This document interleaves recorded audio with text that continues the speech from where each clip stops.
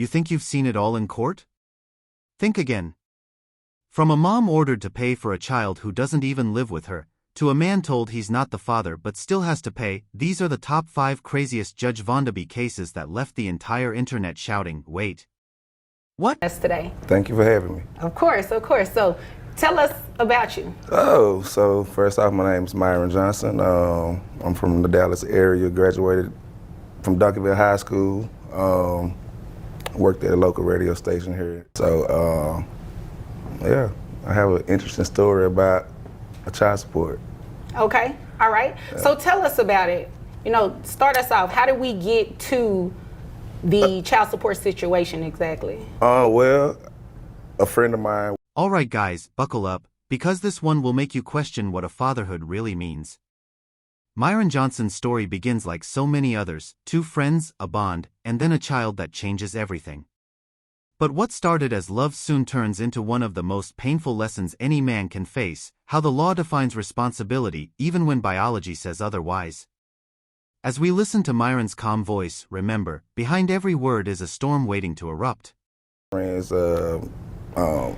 we used to mess around, and we ended up having a kid together. Okay. How long did you all mess around, per se? I would say for a couple of years. You know, we was friends. She went off to college, and so I was still here.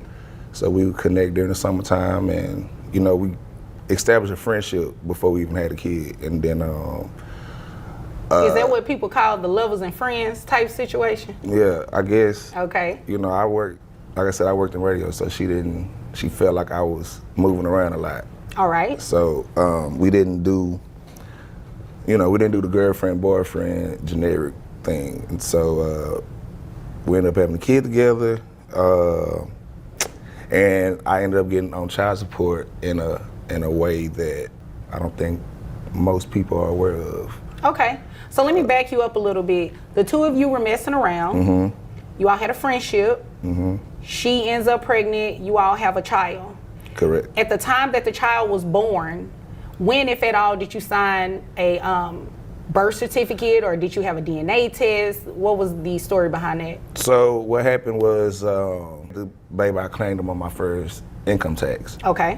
I was audited, and so I basically had to prove that he was my son. Okay.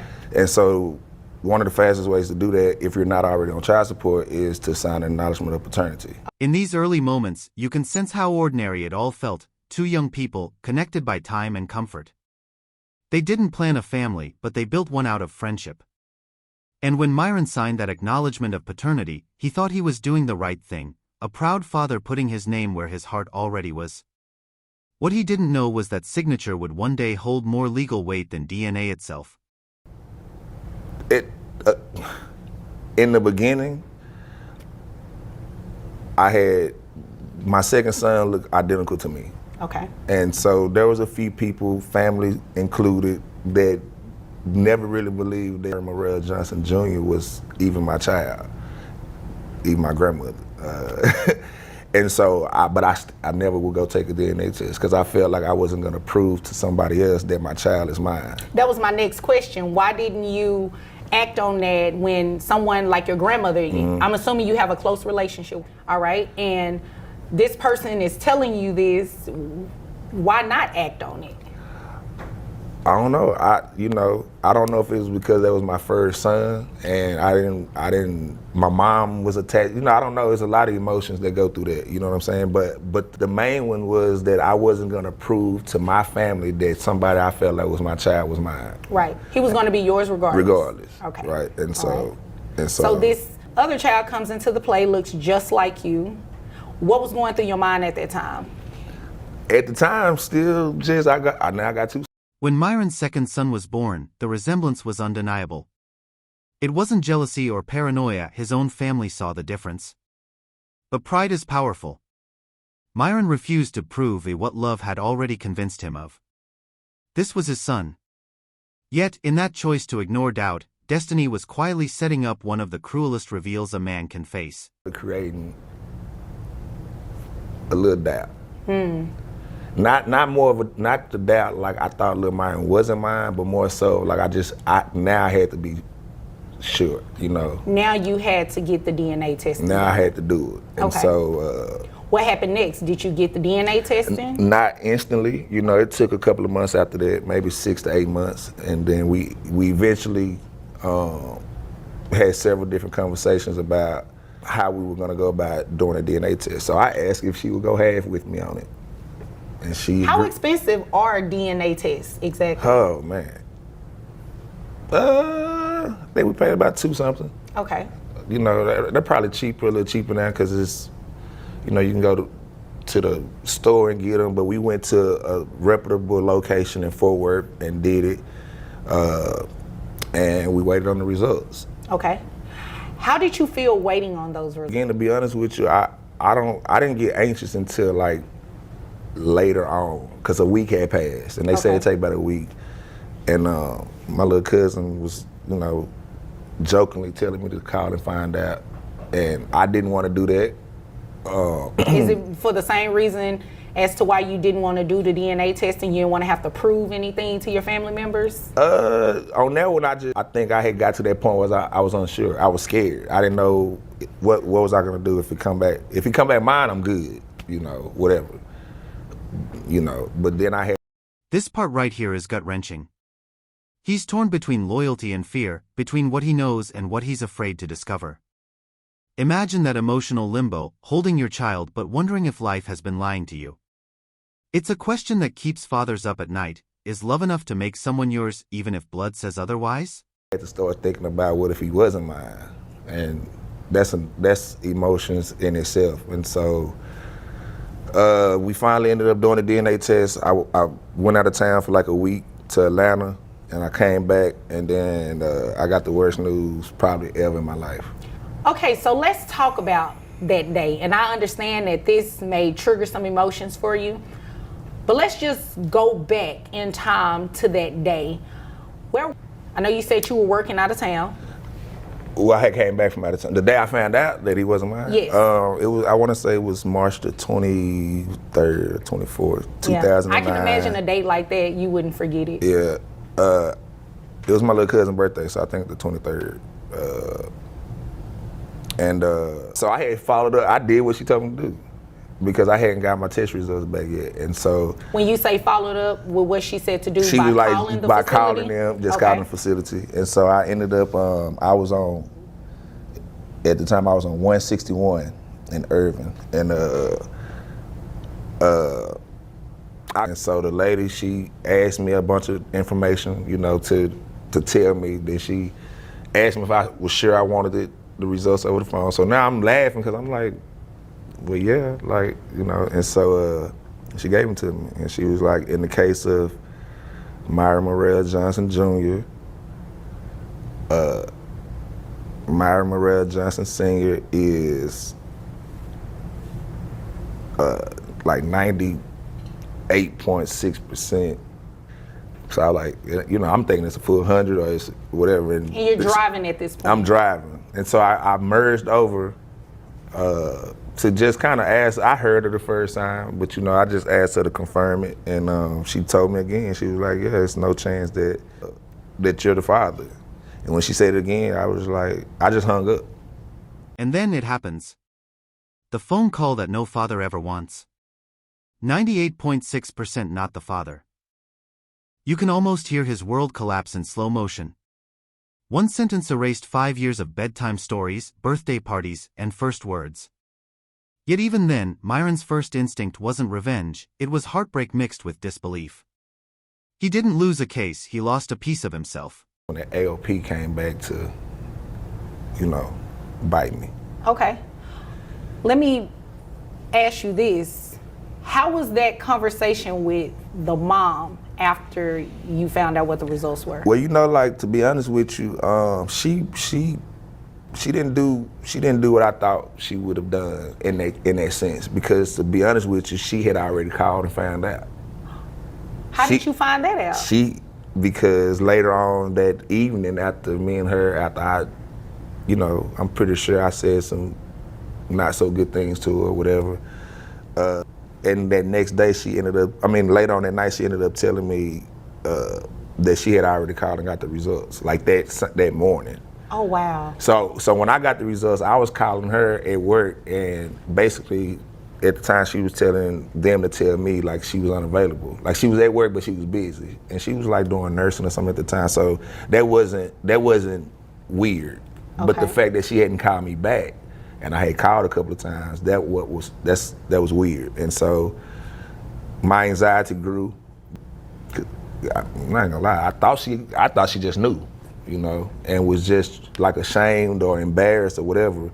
But then when I found out she had actually called and got the information before I did, it made me feel even worse, because I was like, why wouldn't you share the information? Share the information with me, you know what I'm saying? Or why wouldn't you? And so they created a whole whirlwind of issues because... Here's where pain turns into betrayal. She already knew. Before he even got the call, she had the results and chose silence.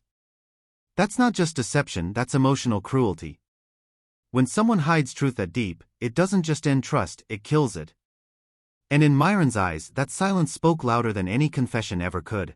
Testing that this was not your child.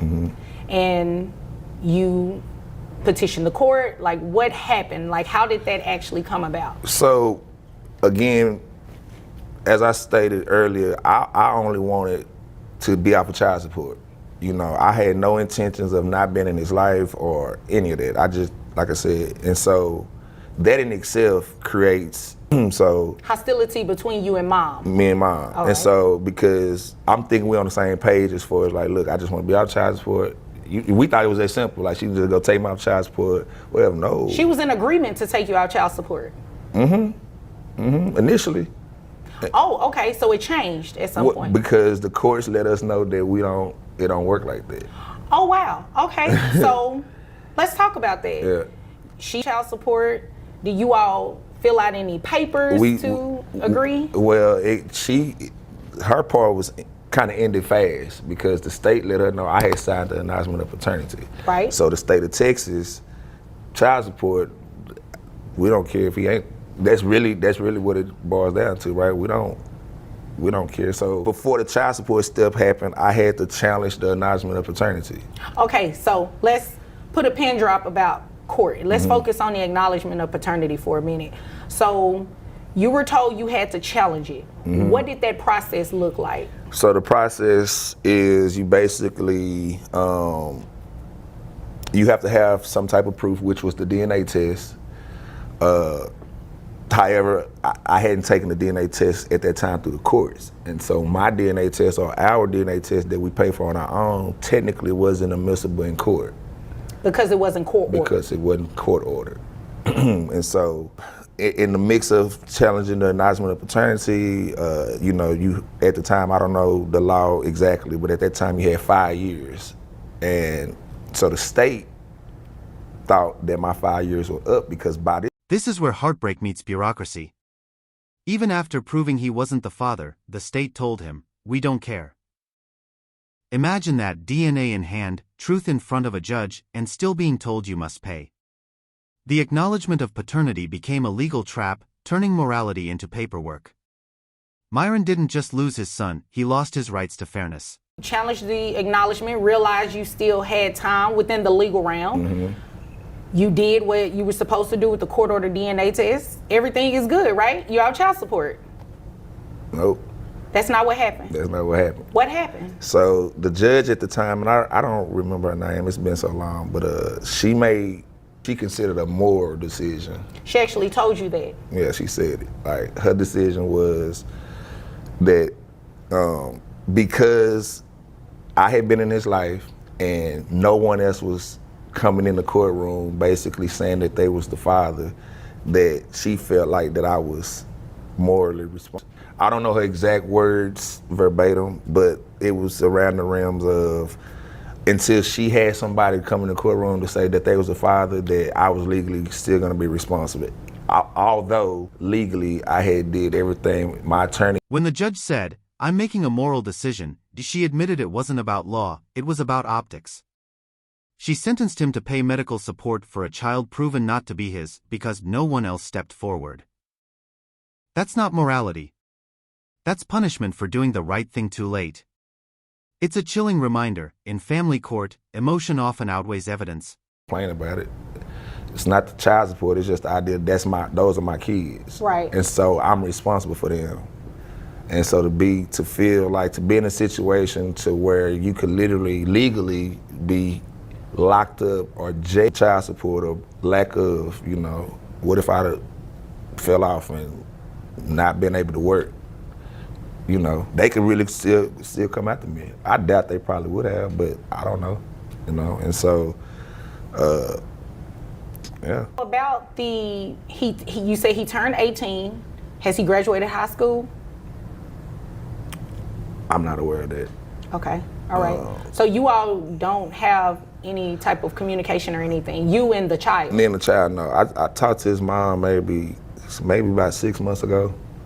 But my middle son, Myron, ended up running in the same track meet, but they don't unaware of it. Right. And I ran into her like at a red light or something, and she, there's no hostility between me and her now.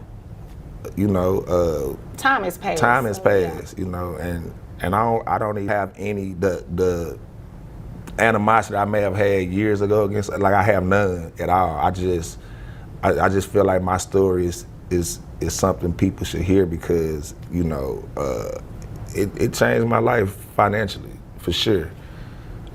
How so? I know you mentioned you could have used that money for yourself, and then you had other kids. How many kids do you have now? 3.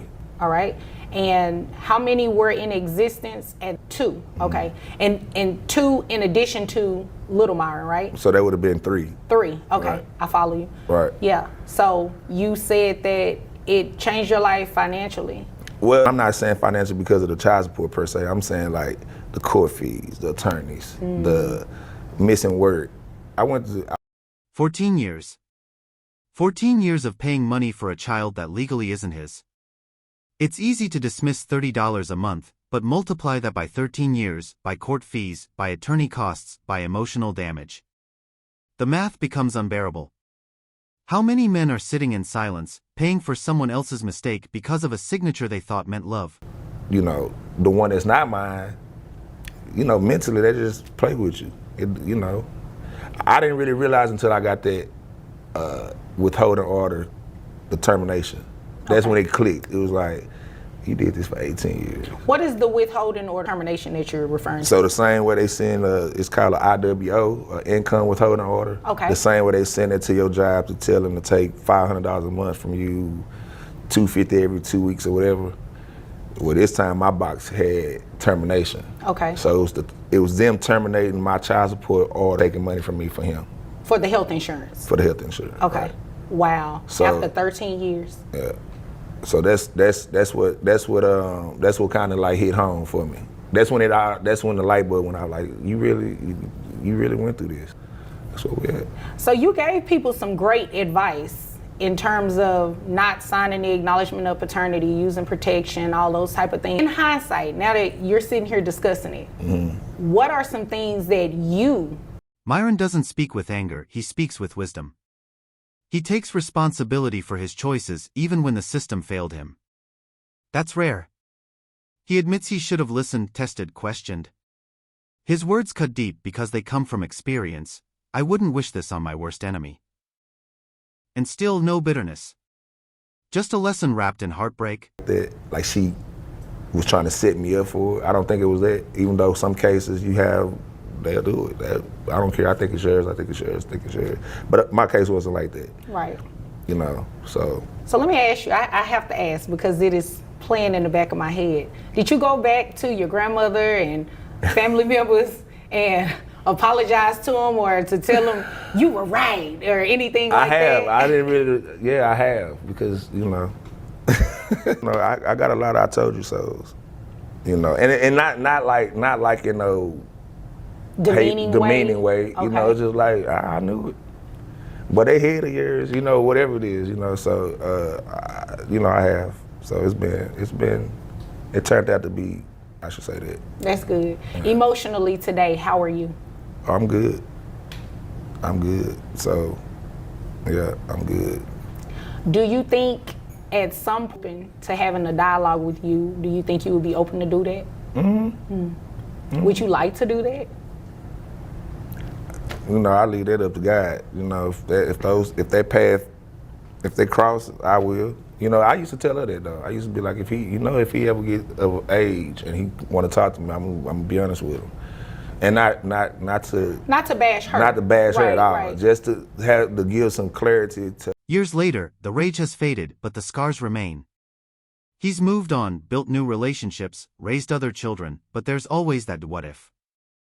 What if truth came sooner? What if trust was mutual?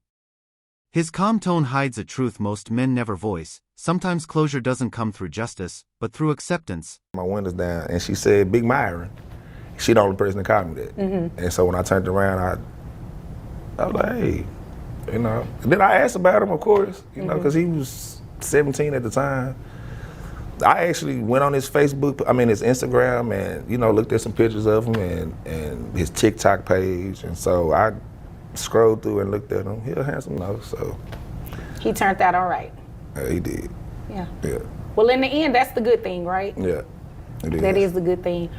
Well, Mr. Johnson, I appreciate you sharing your story, not only with myself, but with the viewers. I'm pretty sure something that you said has not only encouraged someone to maybe make different decisions, but it has also helped someone in terms of if they're in that situation and going through challenging an acknowledgement of paternity, knowing the limitations of an acknowledgement of paternity. I definitely think you answered those questions here today.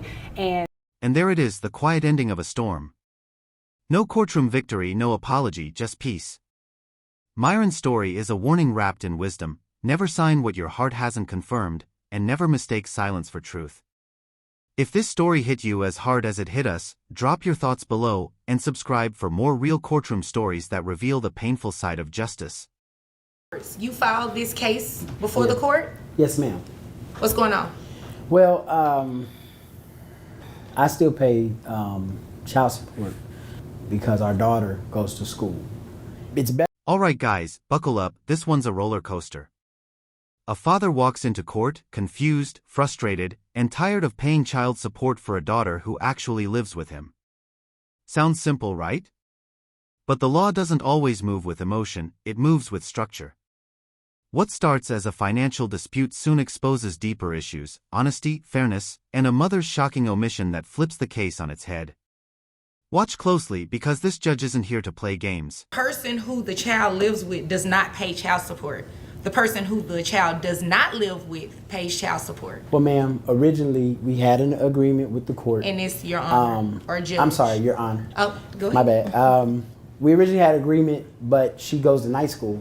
So, our daughter lives with me. Okay, but she goes to her cute school. That you guys have an agreement. Yes, ma'am. But the person that the child lives with does not pay child support. Here, Judge Vonda wastes no time cutting through the confusion. She reminds everyone of the basic rule: the parent who the child lives with doesn't pay child support. It's a cornerstone of family law meant to protect fairness. Yet, Mr. Roberts has been paying anyway, a fact that shows how often people misunderstand court orders or just go along to avoid conflict. The tension rises as the judge's tone sharpens. This isn't just about money anymore, it's about accountability. Mm-hmm. Why don't y'all just get back together?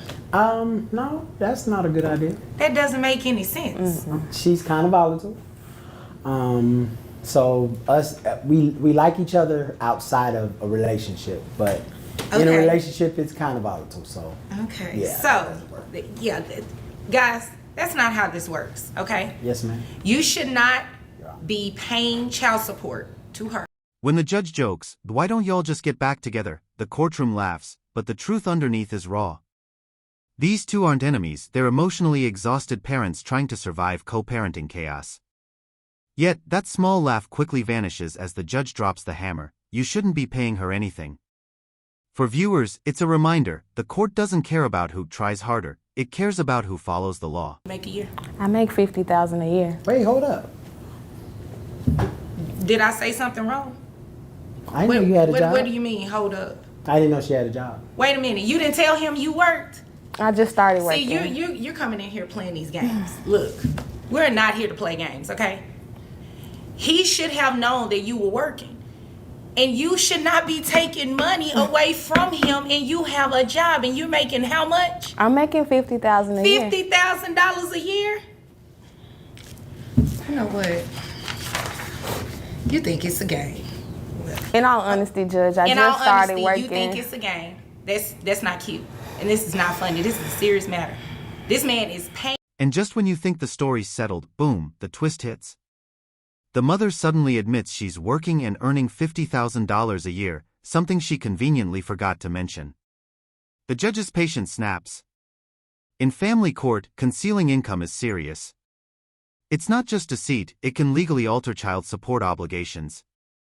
The judge's face says it all, she's seen this game before.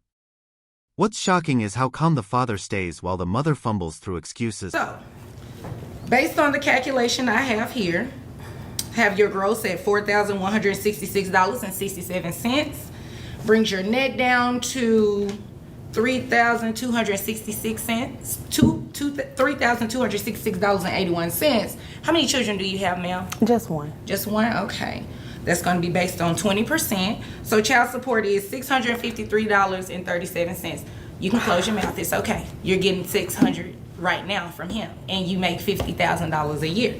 Who pays health insurance for this child? I do. How much is health insurance? $150. $150. How often are you paid? I get paid every 2 weeks, ma'am. Okay.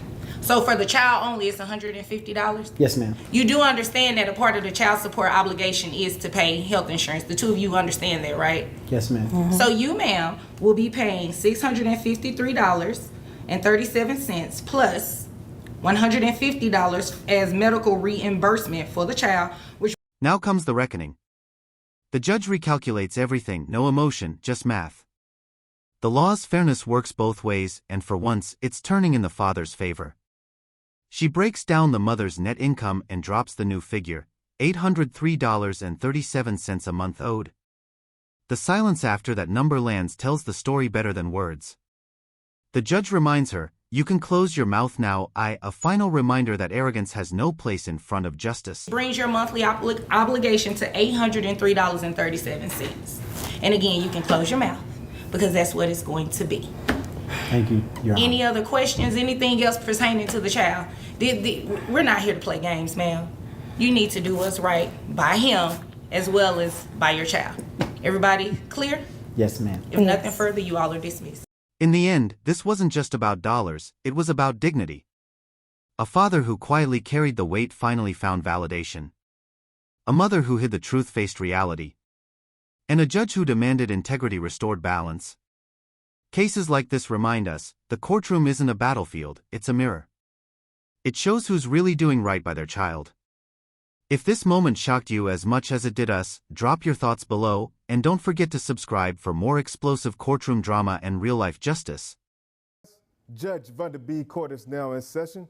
Judge, this is case number JVB 1030, Armstrong case. You all may be seated. Okay, Mrs. Armstrong. Yes, Ms. Judge. Okay, you brought this case before the court. What's going on? Buckle up, because this case starts with raw emotion and a shocking admission. Two women, once partners and now divided by custody, step into Judge Vonda B's courtroom.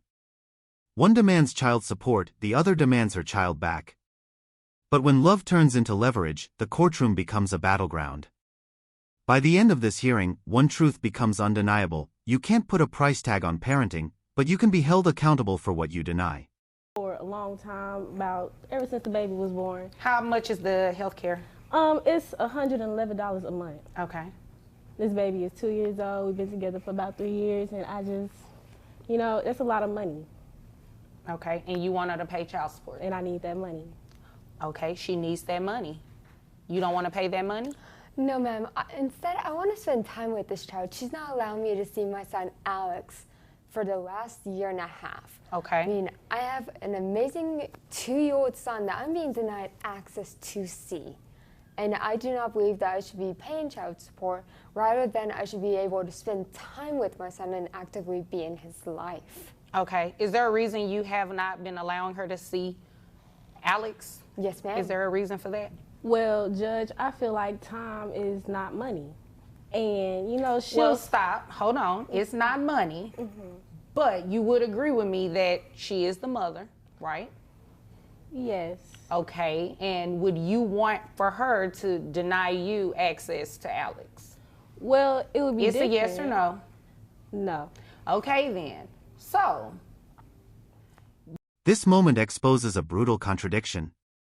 The mother asking for money admits she's been blocking the other parent's access to their child for over a year. Judge Vonda's face says it all, disbelief mixed with disappointment. The law doesn't barter love for cash. In child custody and support cases, these are separate worlds. Time is about the child's emotional well-being, money about their material needs. When you mix the two, the court sees control, not care. you do not have any authority to do that. You do not have it both ways. You can't say, I want her to pay this money, but at the same time, I don't want her to see our son. It doesn't work like that. Well, once she starts paying me some money, then she can also start seeing the son. Well, they don't go together. Okay. But the possession to a child has nothing to do with paying child support. You do not decide that. You understand? Okay, because in a different court, you could actually be held in contempt for that if you all had a court order and you were denying her access to your son. You understand that, right? Yes, Judge. Okay. Now, as for you, you'll be able to see your son, but you do understand that you have to pay child support as well. Absolutely, yes, ma'am. Okay, so you do not have any objection to paying No, child ma'am. support. Okay, so you heard that, right? Okay, all right. So it seems like money is what's important to you, not necessarily her having a relationship with the child. That's right, right? Yes. And that's sad. And it's very... What happens next is a defining parenting lesson delivered from the bench. Judge Vonda cuts through the excuses, firm, direct, and unflinching. You can't have it both ways, she says. And she's right. You can't demand financial support while refusing emotional access. That kind of imbalance doesn't just break laws, it breaks children. The judge isn't punishing, she's protecting a principle that every child deserves both parents, not one calling the shots.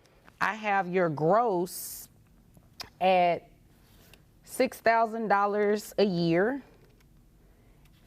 And how many children? It's just Alex, It's right? just one, yes, ma'am. Do you have any other children outside of Alex? No, ma'am. Okay. All right. So that brings your net down to $4,789.79 for one child. And then you do have to reimburse her health insurance because she's Absolutely. been paying it. You're okay with that, right? Yes, ma'am. Well, you don't really have a choice, so, okay. Plus the 111 comes out to $1,069 a month. Okay, yes, Okay. ma'am. All right. Do you have any questions about that? No, ma'am. Okay. Do you have any questions about that? No, ma'am, Miss Judge. Now we see the courtroom shift from emotion to math. With calm precision, Judge Vonda calculates child support, $1,069 a month. It's a clear reminder that behind every courtroom argument lies a spreadsheet of responsibility. But look closer, the tone of the defendant changes. There's no anger now, just quiet acceptance. And yet, beneath that calm, you can feel it, resentment brewing. Because in cases like this, the number isn't what hurts most, it's the feeling of losing control. Okay. Why do you have this smirk on your face? Oh, I like those numbers, Judge Vonda. Judge Vonda. Sad. She's not going to have to come back in here and say, you know, she's not letting me see my child or anything like that, is she? So when she sees the child, do I have to be no. around? That's a no, because you're not going to do that, right? You're going to let her see the child. Do I Yes. have to be around her when she comes? She has to come pick the child up, like for a weekend? Yeah, however she picks him up. Okay.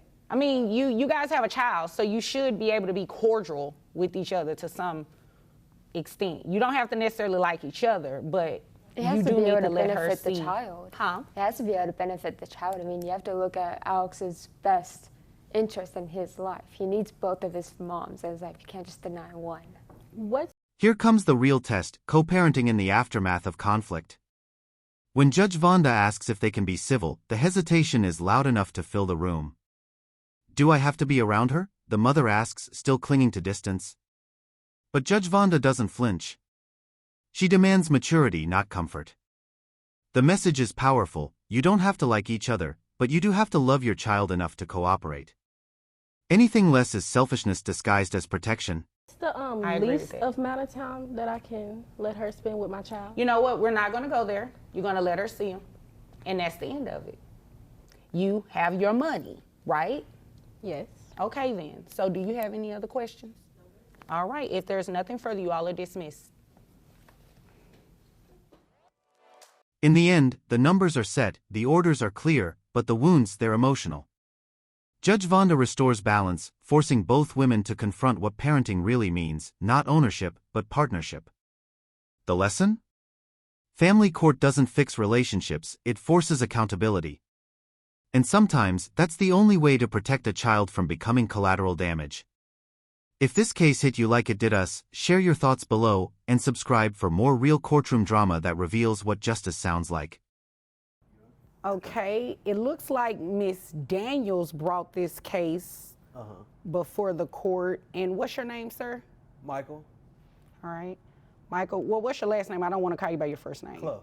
Michael Clough. All right, Mr. Clough. It looks as though you were brought to court. Unwillingly. if I may Okay. add. And to be put on child support, but Right. she's not here. She's never here, Your Honor. She never shows up. All right. So Exactly. tell me what's going on. Well, you know she brought you here for you to pay child support. Alright guys, buckle up, because this case starts with pure chaos.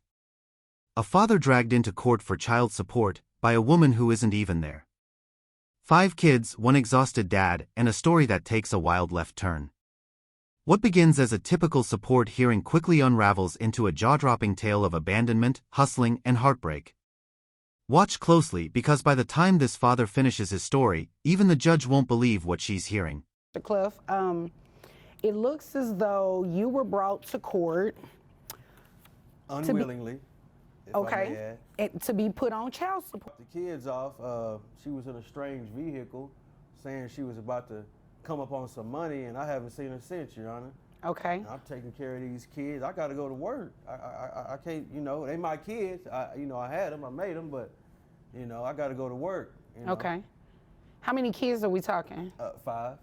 5 kids. She dropped out 5 kids with you? 5 kids, Your Honor. No And clothes, kept going. no nothing. Who was kept driving going. the car? Could you see? I couldn't see, you know how it is. No, I Maybe don't. you don't. Tell me what you mean. I mean, these women get with these strange guys and, they give them this false hope. And so she was in some kind of old Cutlass with some 20s on it, and she rode off in the sunset. Haven't seen her since.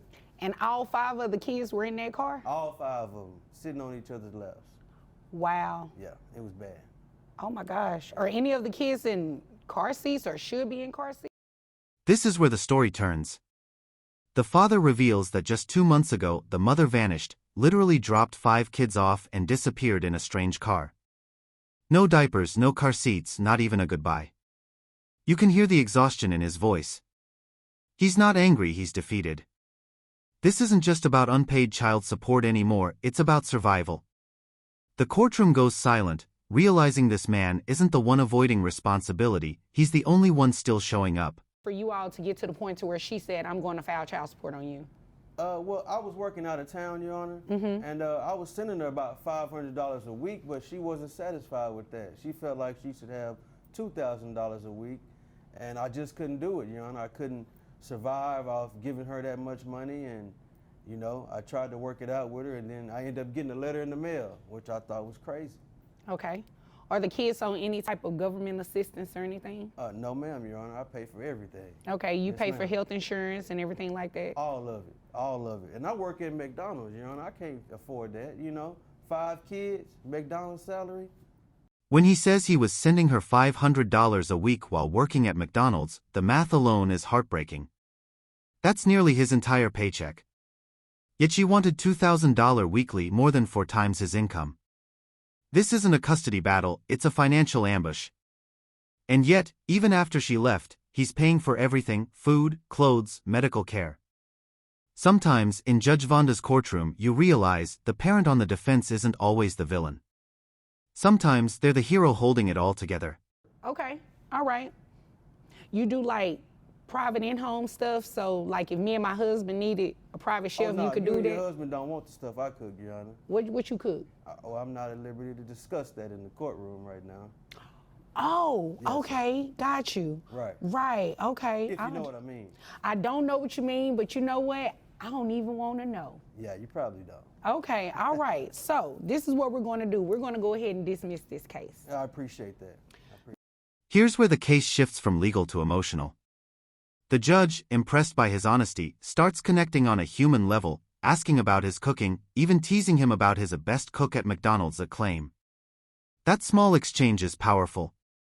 It's the humanity we rarely see in court, a reminder that behind every docket number is a real person just trying to survive. You can feel the tension easing. For the first time, the judge sees the man, not just the case. No I problem. left them in the car, so, I really do got to get back out there. You left them by themselves? What a dog watching them. There's a dog watching the kids in the car. The dog watching. Is it like a German Shepherd? I have a German Shepherd. No, it's a poodle, but he's trained to watch the kids. So you left the poodle with the kids? Yeah, the kids, yeah. How old is the oldest child? 11. Well, I guess that's not too bad. How old is the youngest child? 2. Oh, okay. It's not too bad, but let me hurry up and get you out of here so you can go back and get with those kids, I okay? appreciate that, Your So Honor. we're going to dismiss this case. Now, she does have the right, if she wants to refile it in the future. Right. That's not saying that she will get what she's looking for, but she does have the right to do that. I just want to make sure that you understand that. Right. Well, I don't think she'll show up anytime soon. She went to Miami to get a B. Then comes the twist. He left his 5 kids in the car, watched by a poodle. Not ideal, sure, but the context matters. He's desperate, overworked, and doing the impossible alone. Even the judge, usually stern, lets out a sympathetic laugh. It's absurd but deeply sad.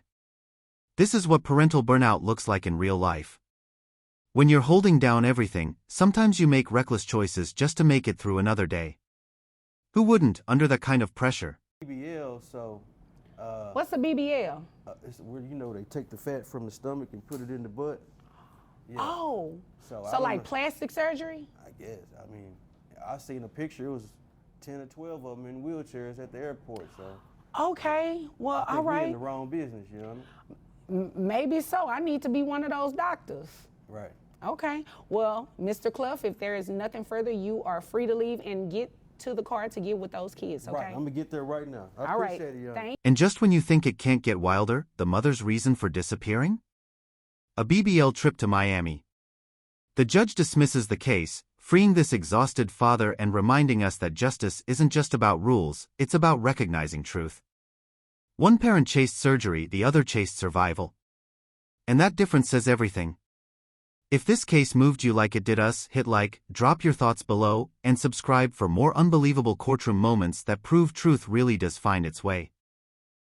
All rise. Judge Vonda B court is now in session. Judge, this is case number JVB 1042, drummer case. Thank you. You're welcome. You all may be seated. Okay, Ms. Drummer, you brought this case before the court. What's going on?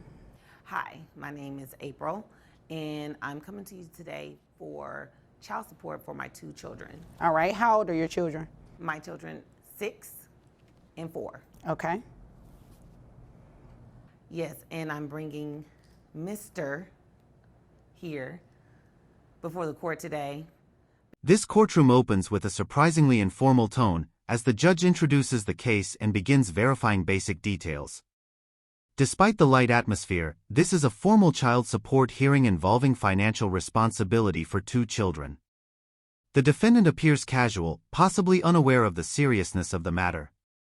The judge's first task here is to identify the parties, establish the claim's basis, and confirm that the issue concerns ongoing financial obligations. What might sound like a simple exchange actually sets the stage for a deeper examination of accountability and parental duty under family law. Because I need support for my kids, and unfortunately, he's not providing. All right. Does he have a job? Yes, he does. All right, where does he work? He's a plumber. Okay, all right. So he has a legitimate job. He can be supporting the kids, and he won't do it? He will not. Okay, well, did you want to let me know anything else before I move over to him? Yes. His job is to be a plumber, but that's not the only thing he's fixing. Oh, okay. He's not just fixing water pipes. Interesting. Yes, ma'am. Oh, okay. Yes, really. Yes, sir, really. As the dialogue continues, confusion grows around the defendant's explanation. He references online income, social media, and YouTube activities, implying a digital source of revenue. The judge listens but redirects him toward what's legally relevant: income reporting and support payments. In family court, personal projects or aspirations do not replace statutory duties to provide financial stability for one's children. The judge's calm tone masks a deeper message. The court measures responsibility not by potential, but by proof, income, documentation, and consistency. What else are you fixing? Listen, I'm a plumber. I'm a licensed plumber, drummer to plumber. I'm sure you've seen all my social media ads. All I do... Actually, I haven't. Okay, well, you should. All I do is lay pipe all day long. Oh, okay. All right, that's what I do. Is that the fixing you were referring to? Yes, ma'am. Okay. Unfortunately, I'm not talking about any housework. I'm not talking about any businesses. I'm talking about females. Oh, okay. Drummer to plumber. All right. All up and down Oak Cliff. Okay. First of all, I don't be in Oak Cliff like that unless I'm working. I met you at Rudy's. You were fixing their pipe. I met you at Rudy's. Well, you know what? That don't... She met you at Rudy's. Listen. Okay, I every now and then I go from time to time between jobs. Listen, I'm drummer to plumber, okay? I do a real good job. She's just mad. You know, she didn't start this. What is she mad about? She just, because, listen, we went to a soccer game for our 6-year-old, right? All right. Everything. At this stage, the judge transitions into procedural clarification. He tries to determine whether the defendant understands the support order, the terms, and the required compliance measures. The rapid, somewhat disorganized conversation hints at a language barrier or lack of legal comprehension. Judges often navigate these moments carefully, balancing patience with authority. The objective is fairness, ensuring that the defendant has every opportunity to understand what's expected before the court issues an enforceable judgment. These few minutes reflect how procedural clarity protects both parties' rights. It was cool. You know, I met another young lady, and I brought her to the game, you know, because, you know, she likes soccer too. And she been tripping ever since. She wasn't tripping like that until she saw her, you know? So now she talking about, I'm gonna put you on child support. I pick my kids up. My kids got all the new shoes. They got all the new clothes. Anything they need. I take little man to the barbershop every week. Are you referring to these kids or? All my kids. Wait a minute, how many kids you have? I mean, you know, before I got with her, you know, I have 3, you know, and then we have 2, I guess, you know, so. Wait a minute, stop right there. What do you mean by I guess? What does that mean? That youngest one don't look like me, but you know, I'm not even, you know, we're not gonna do that today.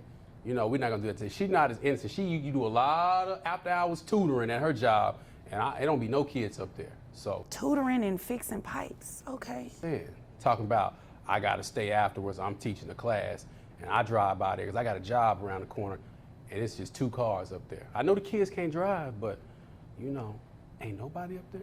It be some bells ringing, though. Interesting. You know. And I'm tutoring his other kids, so that's why I'm there late, because he's not there helping his kids. I'm tutoring the first 3 kids. Man, I could listen to you all day, but unfortunately I can't because I have other cases I have to get to, right? So, the exchange becomes increasingly disjointed. References to music, technology, and seemingly unrelated personal matters signal a breakdown in focus. In court, such diversions can complicate the record, making it difficult for the judge to isolate relevant facts. The judge's role here is to maintain order, to extract concrete information from emotional or irrelevant statements. This is a recurring challenge in self-represented cases. Defendants often speak from frustration rather than legal precision. The transcript reveals that the court is now shifting from open questioning to active control of the discussion. Can't really place him on child support today without him knowing if these are his kids. Okay. Well, he said he's questioning that. Excuse me, sir? If somebody needed some pipe laid, that's all. Let me turn this off. Okay, so you know what? I'm not about to play with you. So, I am going to tell you what I'm going to do. You're questioning whether or not, is it just the second one or is it both of them? Listen, what she don't like to tell you guys is that, you know, I met her at Rudy's, right? All right. the dude ringing her up, she was hollering at him. I pulled her from him. I asked her for extra pickles and a pepper. I bet you wanted an extra pickle and a pepper. Okay, you know what? So I you bet know you what? did. I did. So then next you know, she coming home from tutoring, smelling like chicken. I mean, smelling like straight seasoned salt, right? I didn't say nothing. Cause you know I come Everybody home. gets extra seasoning at Rudy's on their chicken. Yeah, they do. I know I do. Well, listen, it was seasoned a little. It was everywhere. You know how people say you come home smelling like perfume? She had seasoned salt all on her blouse one day. I ain't no dummy. I know what it is. So, Okay. you know. Sir, what pipes were you fixing at Rudy's? Okay, let me tell you what we're going to do. Hold on, both of you. Let me tell you what we are going to do because I got a lot of seasoning from the both of you today. This is what we're going to do. We're going to reset this case so you can get a DNA test. Go ahead and get it on both, right? So I'm going to order you, get a DNA test on both. We're going to get Pickles and Pepper Man up here too? If it's necessary, if you turn out to be the father, we can get the chicken man or the pickle man, Yes, whoever we need to bring in we here. can bring the other 3 kids that I tutor and help. Okay, well, you know what? That's what we're going They to can't do. read. One's 15. As the session progresses, the judge reasserts procedural control, steering the conversation toward legal documentation and financial proof. The informal tone gradually gives way to structured inquiry. The judge attempts to identify what income exists, what support has been paid, and whether a formal order has been violated. This is where the hearing crosses from dialogue into decision-making territory. It highlights how family courts balance empathy with enforcement, ensuring fairness but holding individuals accountable when evidence is vague or absent. The other's 11. They can't read. But they That's fly. why They extra fly. help. They fly. They got everything they need. But you buy everybody Jordans. You buy my kids Jordans. You just said. What's wrong with that? Okay, well, But let you me don't think they- let me you tell spend you that what's money wrong. for 2 Excuse kids me, and not yours? excuse Listen, me. I lay a Did lot y'all, of pipes. excuse me, did y'all need me to leave while you all finish talking? Or did you want to find out these are your kids or I not? just got a whiff of seasoned salt Do that you set me want to off a little find, bit. answer my question. Do you want to find out whether or not these are your kids? I do. Thank you. Do you want to place him on child support if he is indeed the father? Okay, so now we're getting somewhere. Your case is reset pending the DNA testing, okay? All right, do you all have any? And I don't need you to come over to my house. No, ma'am, excuse me. Miss Drummer, I don't need you to tell him what he does not need to do. I need you to listen to what I'm saying, okay? Yes, ma'am. Thank And I you. need him, no, don't thank me. I need you to go get the DNA testing, okay? Oh, yeah, I'll get the DNA test. Okay, got you. Okay. Understood. So do you all have any other questions about what we're doing here today? Yeah, just out of curiosity, how's the plumbing at the courtyard? You know what? With that, we're going to go ahead and dismiss this and dismiss it for today, not in its entirety. You all are dismissed and free to leave. Yeah. Okay, let's go. That's fine. Okay. By the conclusion, the tone stabilizes as the judge summarizes the facts. What began as a scattered, uncertain discussion ends with a clear emphasis on legal responsibility. The case underscores the importance of documentation and honest disclosure, especially in matters of child support, where the law prioritizes the welfare of minors over personal confusion or informality. In the end, the judge's calm authority restores order and ensures the record reflects fairness. If this analysis helped clarify the court's reasoning, remember to like, comment your thoughts, and subscribe for more professional courtroom breakdowns each week.